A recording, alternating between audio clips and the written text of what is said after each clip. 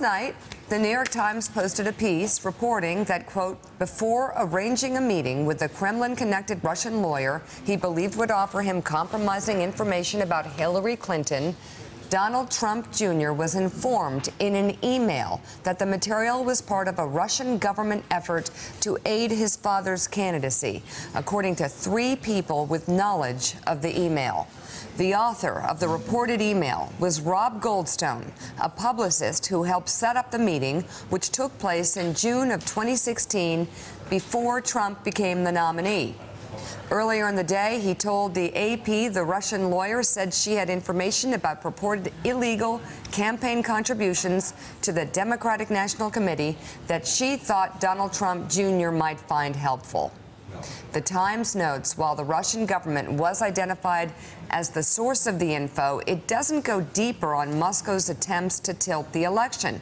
And the paper is careful to point out there is no evidence to suggest the information was related to hacking that led to the release of the DNC emails, if you remember that. Right. So, Mark Alpert on the Hill, if you look at this story, it seems that it's just somebody is releasing a little bit of information every day. On Saturday, Don Jr. comes out and says he's talking about adoptions. On Sunday, he's talking about this meeting without a whole lot of details. He didn't even know what to tell poor Paul Manafort or poor Jared Kushner. Hey, just come to a meeting. And then after that, he's going to have to revise his statement again, because we find out last night through the Times reporting that there was actually email saying this is part of a larger Russian effort to actually help your father be elected president of the United States. What's the response been on Capitol Hill? Well, and Don Jr.'s lawyer put out a lengthy statement that doesn't refute the essence of the New Times reporting. Talked to Republicans and Democrats on Capitol Hill yesterday, even before, as Mika suggested, the revelation from late last night. And people are shaken by this and believe that not only are there a lot of unanswered questions, but just based on what's already known, that this is one of the biggest developments so far. Don Jr.'s in a very tough place now, because every day whoever is providing this information to the Times is coming out with something else. And if you go back to Saturday, when he first responded for the Saturday story, either he knew this email was out there, assuming the email exists, or he didn't. And either way, that presents a lot of troubling questions for him to deal with going forward, and for the wider operation to deal with going forward. The defense from some people yesterday was it's fine to get help from the Russians in a political campaign. You'll take Oppo from anywhere it comes from. And I do not think that that will be a sustainable position if that turns out to be what happened. No. Well, and I actually saw somebody, Richard Haass, yesterday on another network, saying, oh, sure, I would have taken help from Russians if it was opposition research. First of all, that's a lie. It's a congressman from Florida. Nobody would. I've run those campaigns. If somebody said, hey, the Russian government would, I'd say, get the hell out of my office. Anybody would do that. So Republicans were already in full lying mode yesterday. And then last night, this story comes out.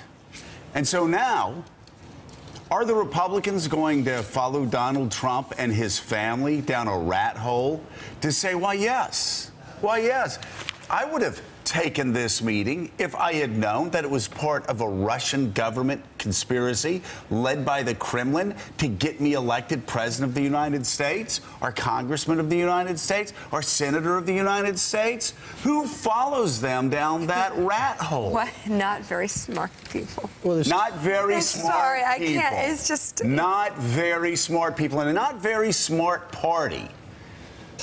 So there's both sides of it, coming at it from both directions. You've got the people in the campaign, the Sun and others, the fact that they were willing to traffic in that stuff. But also, this tells you more about Russia. This was not a one-dimensional Russian effort to influence the American political outcome. We are now just what could be scratching the surface of a multi-dimensional, comprehensive Russian effort to influence the outcome of the American political campaign. I say that without knowing whether they, quote-unquote, succeeded from their point of view. Whether what they did, again, we still don't know. Well, as Richard Blumenthal on the Intel committee said yesterday, he says he suspects it's not this first meeting, Caddy, that's going to be the bigger problem.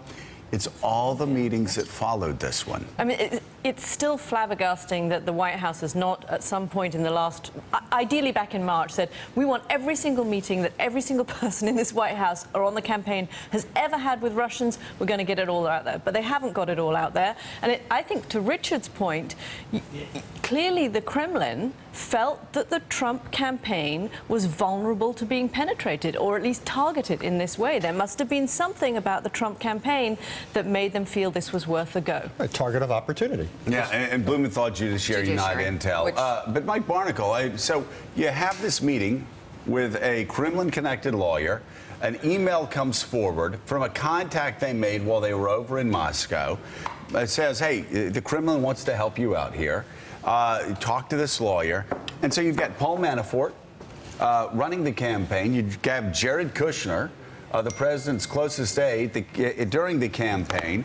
And then you've got, of course, Don Jr. And I'm just curious, how does Jared Kushner forget to put this on any of his disclosure forms when he knows that... That's Jared calling. Yeah, exactly. When he knows... With the answer. That there's been an email sent to the campaign, to Don Jr., saying, hey, the Russian government wants to help you get elected president of the United States. So you've got Jared Kushner forgetting to put an ambassador's meeting down on a disclosure form. Then you have him forgetting to put down a meeting with one of the top bankers in Russia, again, connected to the Kremlin. And now this. And you've got the Attorney General forgetting to put it down on all the forms. I mean, if you're Bob Mueller, there's so much smoke. There's got to be fire there, but right now, I mean, you've got to go outside to get a breath of fresh air. It is swirling all around this administration. Yeah, clearly there's an enormous amount going on here, and one of the telltale signs of there's so much going on is that it's fairly obvious that the leaks, the information in these Times stories, come from within either the White House or the Justice Department. Right.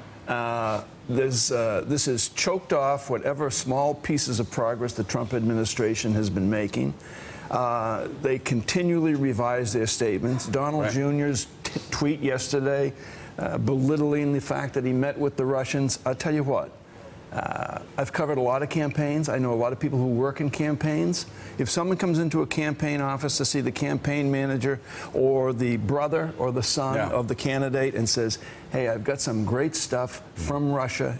A Russian guy gave me this stuff and everything like that. You know what you do? You call Clinton. By the way, connected to the Russian government. Right. You call Clinton. This is part of Clint. I mean, and Clint would be the one to go to. Part of a bigger scheme to influence an election. You would immediately, again, if somebody on my staff said, hey, we got this Russian guy who's connected with the Russian government, I would say, okay, call the FBI, and I've got to go vote. Thanks for checking out MSNBC on YouTube, and make sure you subscribe to stay up to date on the day's biggest stories. And you can click on any of the videos around us to watch more from Morning Joe and MSNBC. Thanks so much for watching.